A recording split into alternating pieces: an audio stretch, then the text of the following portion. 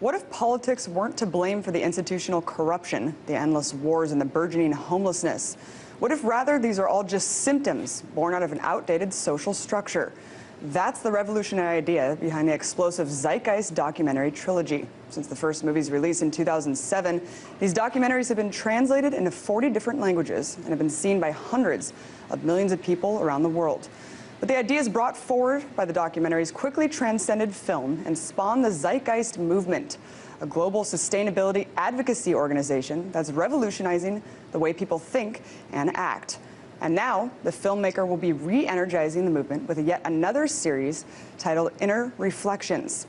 Here to talk about the culture in decline, the Zeitgeist movement, and where there may be a glimmer of hope, I'm joined by the filmmaker himself, Peter Joseph. Peter, thanks so much for coming on. Well, it's my pleasure, Abby. Thank you for having me.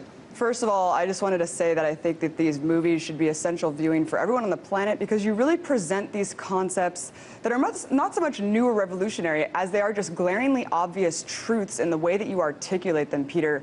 But I wanted to get into how you got all started. I mean, as someone who had worked in Wall Street and advertising, when did you step back and analyze your own role in society and decide to radically change course? Great question. It was a slow evolution, really. Like many people brought up in this culture, you end up with a self-interest-driven mechanism.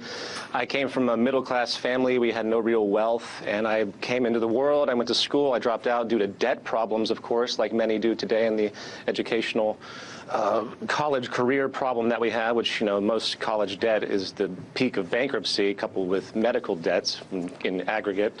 And I began to realize that there's something going on with the system. I moved and did stuff with Wall Street and advertising, again, trying to keep my self-preservation going. And finally, it dawned on me when I made this catharsis film in 2007 called Zeitgeist, just called Zeitgeist, excuse me, which became Zeitgeist, the movie. And it was a frustration piece that I made when it just sort of exploded in my mind, almost to the extent that I don't even know where it came from, to be perfectly frank with you. It was a big catharsis that I did, which I threw up online. It became viral because I think people identified with the same issues and themes, and then that triggered basically where I am today, and I continue to move forward with representative media that is both entertaining and value shifting in the quality that it pursues, but also extremely educational and ultimately activist oriented, and that's the whole purpose of my existence at this point. Nice. Thanks for explaining that. So let's get right into this. With the elections coming up in less than 2 weeks, let's talk about the two-party system, which you explore a little bit in a recent video that you made called What Democracy? What purpose does this system serve to control the population? I mean, do you advocate people to completely remove themselves from the electoral process, or do you see some merit in supporting third-party candidates in local politics? I think we have to deal with what we have at the moment. You know, people should be supporting referendums because that's a form of direct democracy. But the aristocracy game that's emerged, which is an outgrowth of basically the economic system, which inherently generates hierarchy, this is completely misunderstood. We think that we're in a different paradigm today than we were during the age of kings and queens, but we're really not. Except the kings and queens are behind the scenes and they operate within the business industrial enterprise, which is, of course, the driving mechanism of all values and institutions we have. So the figureheads, you know, the elections, the presidents, the Congress, they serve as tools, for lack of a better expression, to perpetuate the real driver of our economic system, which is the monetary market economy itself. And those values that are there confuse people, and they think that when they go into a voting booth and elect somebody, that they're going to actually change something. But if you look at the historical record, which unfortunately many have not, especially since the beginning of America, very little change has occurred really when it comes to the election of any single individual or the conglomerate actions of the Congress or whatever parliament institution, what have you. And this statistical element is lost, unfortunately. This isn't projection to say that, oh, it's just to be cynical, say it doesn't matter if you vote. This is proven. Right. So the effect of these elections is not given the correct gravity because it's very small. I'd say maybe 10% is how effective the election of a new president really may be. Yeah, exactly. I mean, and then it also serves to disempower and disillusion people into thinking that they do have a choice. And then, of course, every 4 years, nothing changes. It really is stifling humanity in that sense. When people look at the current trajectory of the world, it's obvious that we're pretty much on a crash course based on a model of unsustainable growth, Peter. I mean, when people look at global capitalism, some argue that, you know, it's not a free and fair market. If cronyism were removed from the equation, capitalism would work. But I mean, is the two-tiered Justin that we're seeing today to plutocratic governance, an endless war for resources, and inevitability of the capitalist model? Unfortunately, I would have to declare that it is. And I know it's a heated subject and people love to argue with me. I've had endless debate on people that say the state is the problem or regulation and that the market should just be free to do whatever it wants. And I argue back that the market is as free as it ever was. In fact, it's more free, I would say.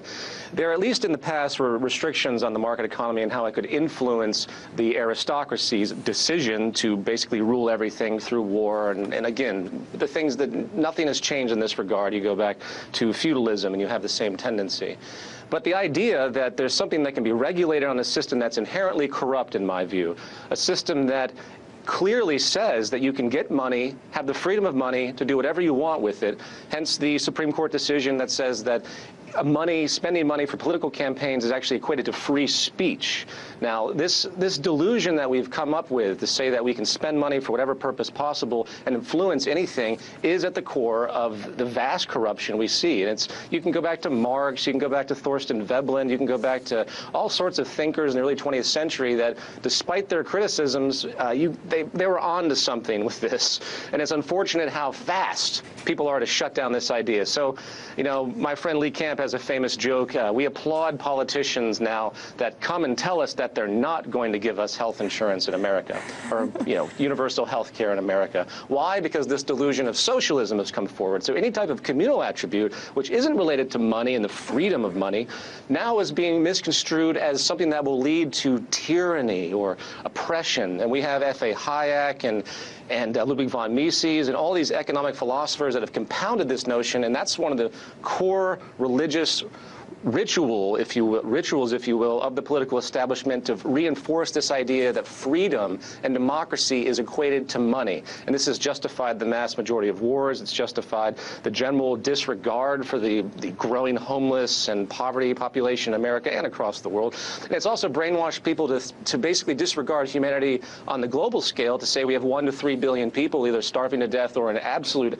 abject poverty, and we don't care about them because our psychology now is so perverted that we can just dismiss them as some anomaly in this social Darwinistic view that we've concocted for ourselves, which unfortunately goes back to Adam Smith. Yeah, absolutely. It does seem like we are indoctrinated with this line of thinking. Anything alternative to that, Peter, is bad, as we learn through pretty much every institution that I've experienced growing up in this country, I'm sure around the world. Why is it that people adhere so strongly to these archaic political and religious institutions in light of the 21st century advancement of technology, the vast knowledge available to expand humanity's collective consciousness? It seems like we constantly regress back to what we're comfortable with, even though they've been proven historically to have monumental failures. Yes.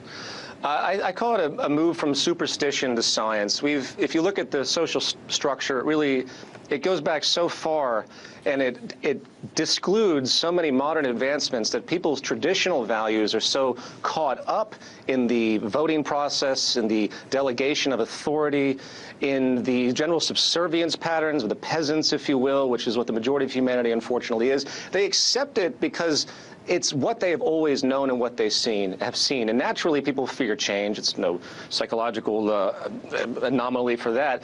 But I think the big issue here is education. People need to understand what's possible. They understand the root causes of all the problems out there. They need to understand really the prosperity-driven effects that could come from science and technology, not just from the gadgets and everything, but if we actually applied these basic near-empirical principles to social governance, we would end up with a completely new social order. You can call it a natural law, resource-based economy, basically taking this construct of what works, like an airplane that flies. We build society like an airplane, as an engineered type of concept, and there's really no other way. We live in an anarchy system. That's the best way to describe it. We live in a system where each individual is given this bizarre power to make their own decisions under the assumption that in concert, the whole of society is going to work out for itself. Provably false. That's why you have 1% of the population owning 40% of the planet's wealth, because the value system disorder, the psychology generated by the system, completely disallows any type of balance to occur in a structural sense. So sustainability and public health, these issues are thrown out the window in this model, not only because of the values you denote and people's fear, but because that the very system itself keeps compounding the same old archaic values and fears over and over and over again. And that is the central problem, and why the Zeitgeist movement does everything it can in an educational sense, why I make the films that I do and the media that I do, to really try to drill this home, and also the hope to inspire others out there to begin the same drive. And I could actually talk about a larger project that the movement's working on if you'd like to hear about it. Yeah, absolutely. Let's get into that in 1 second. I just wanted to say one more thing. It does seem like it's the fear that really drives us, the fear to not, I guess these archaic institutions, keep us stifled, the fear of control of our own lives, I guess. I mean, when we really do have so much power, Peter, but let's talk about the Zeitgeist movement. You really advocate action. Really, it's a revolution of the mind, of ideas. How do we stop this global empire from crushing us and the planet, which is pretty much the course that we're currently on? What is the Zeitgeist movement advocating, and how can people get involved? Yes, I agree with you. It's a revolution of values. That's the real revolution.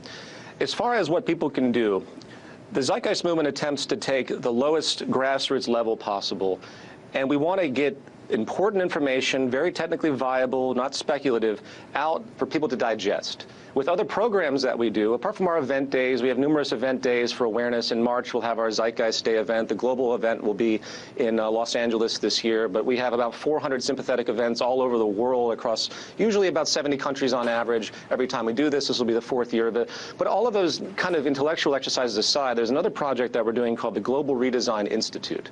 This is a very important idea, and what it is, it's a macro-industrial approach to show the world what's possible technically, and in effect alleviate all of the confusions they have about what a designed, planned system could be and the type of freedom that really could emerge, as opposed to the propaganda of the establishment that says that that will lead to tyranny and such. The benefit of such is so vast. For example, in this project, we'll take different regions, and we're going to show the technical layout of how we could say, for example, in Los Angeles, have vertical farms of hydroponics and aeroponics run through desalinization processes and nutrient extraction processes from the ocean, so we would be able to feed organic food to everyone, satisfy the entire population of the city of Los Angeles through these methods, through automated systems. And this technology exists. It's been largely dismissed as utopian, as that word loves to fly around when you start to talk about taking care of everybody.